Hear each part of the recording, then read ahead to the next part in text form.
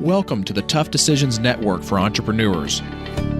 I'm Dan Hanford, and my wife, Danae, and I interview successful people sharing stories behind tough decisions that they've had to make along their journey as an entrepreneur. Before we get started, let's hear from one of our sponsors. Have you ever thought about investing in real estate, but find yourself so busy that you don't have time for it? Do you have FOMO, which is the fear of missing out? At HanfordCapital.com, we help investors with passive real estate investments that project better returns than traditional investment vehicles such as the stock market. If you'd like to find out more about our passive real estate investments, visit HanfordCapital.com. That's HANDFORD Capital.com. We will jump on a call with you to discuss your investment goals and to see if our investments are a good fit for you. This advertisement is not to be construed as an offer or recommendation to buy or sell a security. Visit HanfordCapital.com. On our podcast today is Tosin Oduwole. He was born in St. Louis, Missouri, and attended junior high and high school in Europe and Africa. After returning to the States, Tosin worked for his mother, running a number of family-owned nursing homes in the Midwest. In 2009, Tosin moved to New Jersey to expand and grow his own consulting firm with a focus in finance. In 2016, he ventured into the hospitality industry by acquiring a sports bar in Manhattan's East Village neighborhood, and then a second one a year later in Newark, New Jersey as a minority partner. As of June 1st, 2017, Tosin sits on the advisory board of the Tulsa Real Estate Fund, a Regulation A Tier 2 fund he co-founded that manages $50 million in funds per calendar year for the acquisition and development of large-scale commercial assets in several key urban markets nationwide. In June of this year, he was able to raise over $10 million in 7 days through the fund on behalf of investors. He is also a community activist working in conjunction with nonprofit organizations to empower the less fortunate members of our community that live at or below the poverty line. So, Tosin, thank you so much for taking some time to be with us and talk with us today. We really appreciate it. Not a problem. Thank you for having me. I appreciate you. Can you share with us a little bit more? Obviously, that was a great introduction, great background on you, but kind of talk to us and kind of step us back from, where you've been and where you are now and how you've kind of got to this point. It kind of goes back to, I guess, my parents. So my parents were both born in Nigeria, and around the same time, they decided that they were going to come to the United States. Typically, most foreigners come here for, a better life, whether it's educational or professional opportunities. And that's why they came here. They wanted to come here with the sole purpose of starting some kind of business or some type of enterprise. And so my dad came here when he was 17. My mom came a few years later, and she was, I think, in her early 20s. And, just from a young age, they kind of really imparted that entrepreneurship into us as far as just finding a way to create some type of business or operation that would allow us to just be self-sustained. And so that's pretty much how myself and my five brothers kind of got our start in the world. Well, that's really exciting to kind of hear that about your background and your story, how you've gone from where you were and from where you are now. Can you share with us through this journey? I'm sure that you've had, a multitude of tough decisions. Can you share with us a tough decision that kind of sticks out in your mind as like a really, tough decision that you made and it really didn't go so well? So not the glory, really good, successful, tough decision that you made, but one that really didn't turn out the way you wanted it to. And then that way we can kind of dive deep into that a little bit and talk about some of the lessons that you might have learned through that tough decision. So in 2016, I decided to take a new direction and hop into the sports bar business. So I had never owned a sports bar before. I had never had any real type of experience in the hospitality industry. An opportunity came to purchase a bar in Manhattan in New York called Durden Bar in the East Village. And I guess I was more kind of drawn to the allure being that, own a sports bar in New York City. What they were asking was an amount that I could easily afford. And so I said, let me just jump into this. What I didn't anticipate and what I didn't know is that the sports bar industry or the hospitality industry is kind of cyclical. So there's going to be certain parts of the year or the season where business is good, and there's going to be certain parts of the year where business is bad. It just kind of really all depends on who your customers are and your demographic. And so with this particular bar, majority of our customers were NYU students. I believe NYU was about a mile away. So 85% of the paying customers were students that went to the college. And so we purchased the bar in the beginning of the year in January, which is the beginning of the college semester. So we had like a great January, February, March, April. It was just wonderful. What I didn't anticipate is that towards the end of the semester, when they start to get into like their midterms and their finals, these Ivy League college students, do you know what they do that most college students don't do? They actually study. So they don't go out as much. And so towards the end of the semester, I started seeing that, I started losing money. My overhead as far as my rent for the actual building stayed the same. My cost of food and payroll for employees stayed the same. But my revenue was dropping significantly. And so one of the decisions that I had to make is that, when the summertime comes and there's nobody that's at school, what am I going to do? Am I going to come out of pocket to continue to pay all of my overhead and then just hope that, when September comes and the fall semester comes that, everything will go right back to how it was? Or do I get out while I can and just sell this thing while I'm still, I guess, somewhat in the black? And so that was a very tough decision for me because I decided to sell, and I ended up selling it in June 2016 after only having it for 6 months. And, nobody really goes into a business hoping to only be into it for 6 months. You go into business hoping that you're going to have years and years and years of like successful and profitable experiences. And so with that, I kind of felt as if, I got beaten. I felt like I had to kind of give up, even though I didn't totally end up in the red. I kind of broke even, but I just felt like that, I got beat, so that was definitely something that was a tough decision for me. And even to this day, I still want to find another opportunity to get back into the sports bar business so that I can do it just in a better way. Not near the Ivy League schools where you have people that actually study during those times, those exam times. Most definitely. Well, it's interesting because, we had a similar, story of a gentleman who was in London. We interviewed him recently, and he had a very similar thing where he opened up a sports bar. And I think he was very similar, like a year and a half into it. He decided he just really wasn't, cash flowing like he expected it to. And so he ended up, I think, either selling or shutting it down or something like that. It's definitely a different business, and you have to make sure that you're mitigating all those different, areas of risk, but also understanding where, your customers are, because that's where you really need to focus when you're in that kind of an industry. So where is most of your concentration now? Is it more in the real estate now, the real estate fund? Yeah, so I'm more of in the real estate and the asset management space right now. It's definitely been extremely lucrative for me and my team. And so I'm kind of just doubling down on what I've been able to do very well. Can you share with us a tough decision that you've had in that particular business that you have? Oh, yes, of course. So I would say right now, one of the biggest issues that I think any fund manager has to deal with is that when you do roll out your fund, how do you get investors to trust you, trust your team, and just trust that, they're parking their money in the right space? We've had a lot of issues when it comes to the Bernie Madoffs of the world and, all these people that take advantage of this position and just do something that's wrong. And so being that we were, don't necessarily have a lot of experience in the fund space, but wanted to kind of jump out and make ourselves known and announce ourselves to the world, we tried to figure out how can we do this in a way that's going to make people feel comfortable with who they're parking their money with. It was very tough and very, very hard for us to kind of figure out the most transparent way that we could do this. And so sometimes it meant kind of, overextending ourselves and just kind of letting our investors and general sphere of influence know some things about us that they don't necessarily need to know, and just to kind of gain that trust and just garner that type of comfortability. And so, I think it was very, very difficult for that. Some of our team members have pasts that aren't that great, going back to when they were, in their teenage years or early 20s.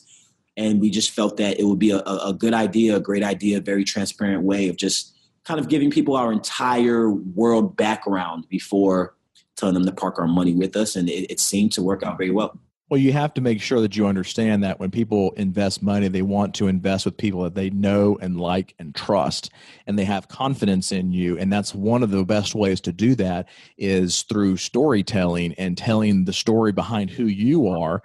And, I do some real estate, some multifamily, syndications myself, not in a fund per se, but in each deal, we'll bring in multiple investors on one deal for a large apartment complex, 100 plus units or whatever. And I remember talking to an investor when we first got started, and he said, well, I'm a little bit hesitant to put any money with you because, the last time I did this, and I was like, the last time, it wasn't with us, it was with somebody else.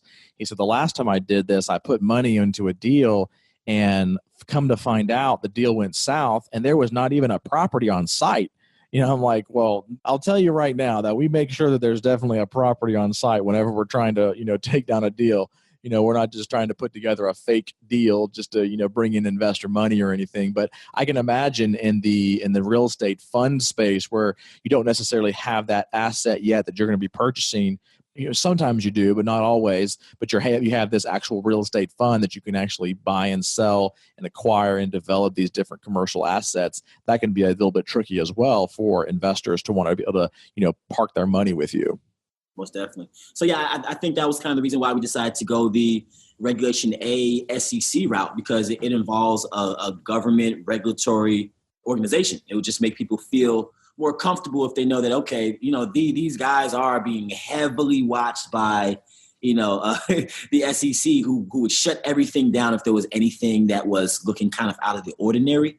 And so we just wanted to be as transparent as possible and let people know that, hey, we have the best intentions and we are going to do whatever we can to make some money for you guys. So Tosin, tell us a little bit about your strategy for making tough decisions. You've had some experience in several different areas now. So how do you approach those tough decisions? Do you have one particular strategy that you've used multiple times that seems to work for you? Or how do you make those decisions? I always try to use the opportunity cost perspective. I think there's a million ways that you can handle a situation. And so I try to examine each one of those opportunities and what, results it could yield me. And so that's typically the mental process, the mental strategy that I go down. If I do X, Y, Z, what could that mean for me? Are the pros and the cons? And I'll just do that for every idea, for every choice I'm considering making.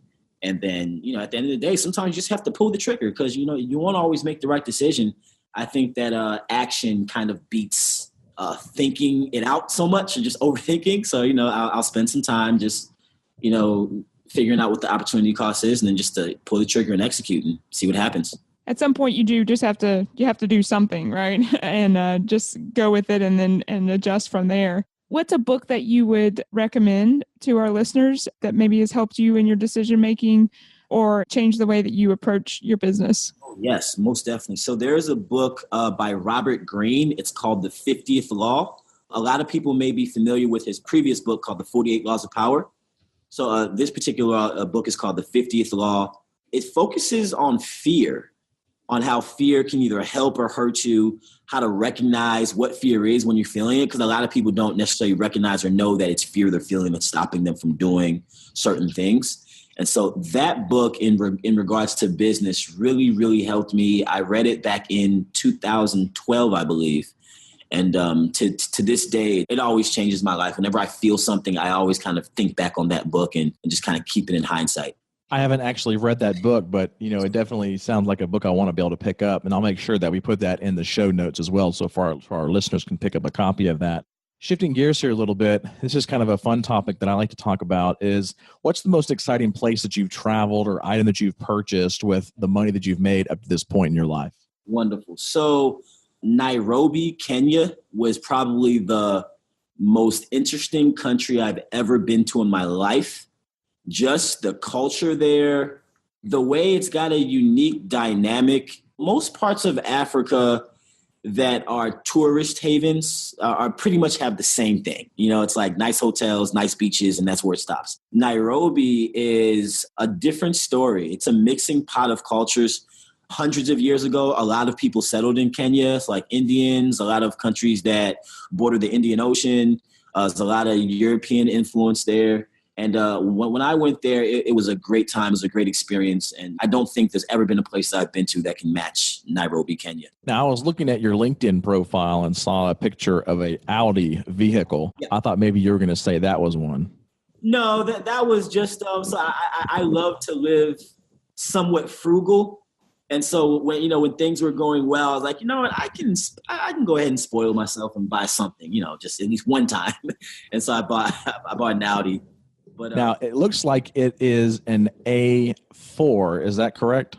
It was a volcanic red Audi A4. Okay. I just saw the front of it, so I was just wondering because I drive an Audi A7 myself, and I used to have the A5, and I tried to switch to a different brand of vehicle, which I won't mention the name, but it was a vehicle I didn't like. I had it for like 6 months, and then got rid of it and went back to Audi. So I'm a big Audi fan myself. I'm never going to drive anything other than an Audi unless some other car just really, really outdoes what Audi has done. I just love the car. I know. I was actually at the Porsche headquarters in Atlanta about a week and a half ago and got to ride in a Porsche for the very first time. I'd never been in one. I mean, of course, I've seen them and I like the body style, but and it was a lot of fun. But I still wouldn't give my Audi up for it. That's what's up. That's good. That's what's up. So tell me, what's the next item on your bucket list right now? There's a few things. I guess in my adult life, I've spent a lot of time working. And I haven't really spent time focusing on travel. And so what I want to do is travel to 10 countries that I've never been to before and do that in, sequence like over a year to where it's like every month or every month and a half, I just spend a year just traveling the world. That's something that I definitely want to do to kind of just get away from the hustle and bustle of work and kind of just get out there and see what the world has to offer. And I think that there's so many cultures, cities, people, ways of life that we're not exposed to. And I just want to make sure while I still have the energy and the health that I can just see things that the average person may not be able to see in a lifetime. Well, it's interesting because this past week we did some more interviews for the podcast. And one of the gentlemen that was on his name is Jeff Davis. And so if I would encourage listeners to go back and listen to his episode. He is actually taking, of course, I look at it and I sometimes go, well, if you're single, it's a lot easier to do. But, this guy's married and has 2 kids. He's actually selling his car, selling his house. He's traveling for the next year with his family and going to 29 different countries over the next year. I'm jealous. I know, man. When he was talking about it, I was like, that is awesome, man. He was actually, I just saw him on LinkedIn today. He was selling his wife's Mercedes SUV and his Maserati so he can go do this. I think it's great to bring the kids along too, because I think just exposing kids at that type of lifestyle or that type of exposure at such a young age, I think it's going to help them, later in their life. I think it helped me a lot being able to move around Africa and Europe so many times when I was younger. It just kind of opens up your mindset. So I think that's great for kids. Yeah. I look forward to doing something similar to that I just got to get my wife to convince her to maybe want to do something like that. So I'm not sure if I'm going to be able to do that. Right, Danae? I don't know. It would take the right places and right itinerary, and you might. Okay. So now we're talking. I got the ball rolling, Tosin.